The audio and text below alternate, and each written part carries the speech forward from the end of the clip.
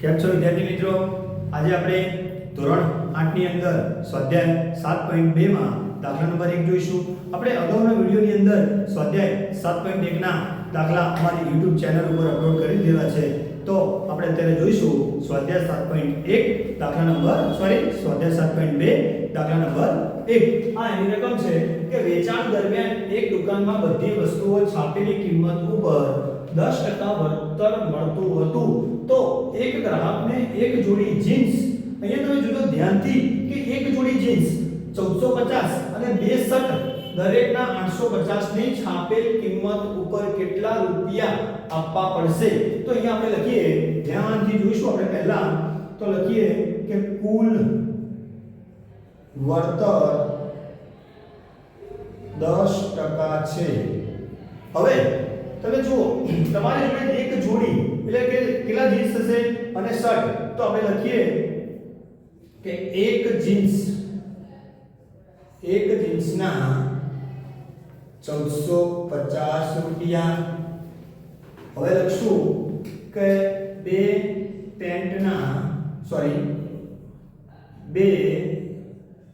શર્ટના કેટલા થશે બોલો? 2 × 850 એટલે કે 1700. તમે કહેશો કેમ સર, અહીંયા તો શર્ટની કિંમત 850 છે, પણ તમે જુઓ કેટલા શર્ટ છે આપણી જોડે? 2. એટલે મેં શું કર્યું? 850 નો એક શર્ટ, તો બે શર્ટ છે એટલે કે 850 × 1700 રૂપિયા. આ શું થઈ ગયું? આપણી બંનેની છાપેલી કિંમત થઈ. મતલબ કે તમે જે શર્ટ લેવા જશો તો જીન્સ લેવા જશો, એની પર છાપેલી કિંમત 1450 છે અને શર્ટ ઉપર છાપેલી કિંમત 1700. હવે આપણને વળતર કેટલું મળે? 10%. તો આપણે પહેલા શોધીએ કે જીન્સ પર મળતું વળતર બરાબર શું લખીશું બોલો? જીન્સ ઉપર મળતું વળતર બરાબર કેટલા ટકા આપણા વળતર મળશે અહીંયા? તો લખીશું અહીંયા 10 × 1450 ભાગ્યા 100. ચલો આ મીંડું અને આ મીંડું એટલે કે આપણને 145 રૂપિયા વળતર કોની પર મળ્યું? જીન્સ ઉપર. હવે એ રીતે આપણે શોધીશું કે શર્ટ પર મળતું વળતર બરાબર 10 × કેટલા છે? 1700 ભાગ્યા 100. ચલો એક મીંડું આ બે મીંડા 17 × 170 રૂપિયા. તો આપણને જો જીન્સ ઉપર 145 રૂપિયા અને શર્ટ ઉપર 170 રૂપિયા શું મળ્યું? વળતર મળ્યું. તો હવે આપણે અહીંયા લખીશું કે કુલ વળતર બરાબર બોલો શું લખશું? કુલ વળતર બરાબર 145 + 170. ચલો આપણને અહીંયા સાઈડમાં એવું લાગે તો સરવાળો કરી દેવાનો. 170 + 145 અહીંયા 5 7 4 11 કેટલા રૂપિયા આવ્યું? તો 315 રૂપિયા. એનો મતલબ શું થશે કે તમે શર્ટ અને જીન્સ ખરીદશો એટલે જે તમારી છાપેલી કિંમત હશે એમાંથી શું મળશે? આપણે 315 રૂપિયા બાદ મળશે. તો લખીશું અહીંયા આપણે કે છાકી બરાબર છાપેલી કિંમત કેટલી થશે? તો જો છાપેલી કિંમત કેટલી છે આપણી? તો 1450 + 1700. આ બંનેનો આપણે સરવાળો કરી લઈએ તો 17 અને 14 કેટલા થશે? અહીંયા સરવાળો કરી દઈએ 1450 16 5 7 4 11 3150 રૂપિયા. આ શું થયું આપણું? કુલ છાપેલી કિંમત કોની? કે એક જીન્સ અને બે શર્ટના કેટલા રૂપિયા છે? 3150 રૂપિયા. હવે આની અંદર તમને કેટલા રૂપિયા વળતર આપશે દુકાનદાર? 315. તો આપણે લખીશું કે ગ્રાહકને ચૂકવવી પડતી રકમ બરાબર ગ્રાહકને કેટલા રૂપિયા ચૂકવવાના?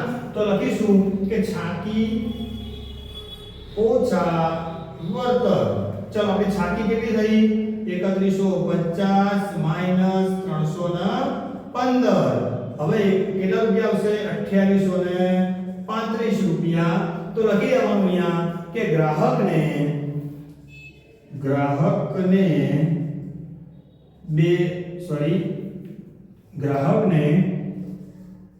જીન્સ અને 2 શર્ટ ગ્રાહકને જીન્સ અને 2 શર્ટની ખરીદી માટે 2835 રૂપિયા ચૂકવવા પડશે.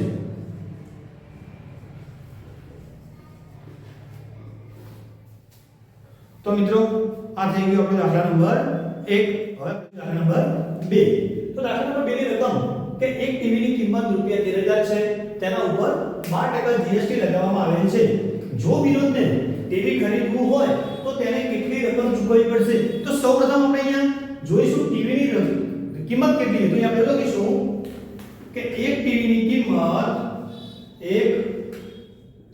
ની કિંમત 13000 રૂપિયા છે.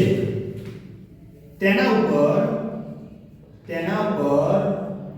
12% જીએસટી લગાડવામાં આવે છે. તો 12% જીએસટી તેના માટે શું લખીશું? તો લખીશું અહીંયા ડાયરેક્ટ સૂત્ર જ કે 13000 ગુણ્યા 12 ભાગ્યા 100. એટલે આપણને શું મળશે કે કેટલા રૂપિયા 13000 ની ટીવી ની ઉપર આપણને કેટલા રૂપિયા એક્સ્ટ્રા ચૂકવવાના થશે એ જીએસટી ગણાશે આપણો આ બિંદુ આ શું ઉડી ગયા બંને. ચાલો આપણે ગુણાકાર કરીએ તો શું કરીશું 13 ગુણ્યા 12 અને પછી જે જવાબ આવે તેની અંદર આપણે બિંદુ 0 એડ કરી દઈશું. ચાલો અહીંયા 0 3 1 3 1 વત્તા 3 2 6 2 2 અહીંયા 6 5 1 એટલે આપણો જવાબ આવ્યો અહીંયા 1560 રૂપિયા. હવે શું થશે જો કે એને હવે જે ટીવી લેવાનું હોય તો બંનેનો આપણે ખર્ચ એડ કરવો પડશે. તો શું થશે અહીંયા લખીએ આપણે કે કુલ રકમ બરાબર શું લખીશું બોલો કે ટીવી ની કિંમત વત્તા જીએસટી ની કિંમત. ચલો ટીવી ની કિંમત કેટલી આપી હતી? તો તમે કહેશો 13000 પછી અહીંયા જીએસટી રૂપિયા તમે શોધ્યો 1560. આ બંનેનો આપણે સરવાળો કરીશું તો 13000 ઉમેરીશું એટલે કે 14560 રૂપિયા. તો આ શું થઈ ગયો આપણો ફાઇનલ આન્સર મતલબ કે તમારી કુલ રકમ. તો આપણે અહીંયા છેલ્લે લખી શકીએ કે વિનોદને ટીવી ખરીદવું હોય તો તેને 14560 રૂપિયા ચૂકવવા પડશે. તો લખી દઈશું કે વિનોદ ને ટીવી ખરીદવા માટે 14560 રૂપિયા ચૂકવવા પડશે. તો મિત્રો આ થઈ ગયો આપણો દાખલા નંબર 2. આપણે અગાઉના વિડિયોની અંદર જોઈશું દાખલા નંબર 3.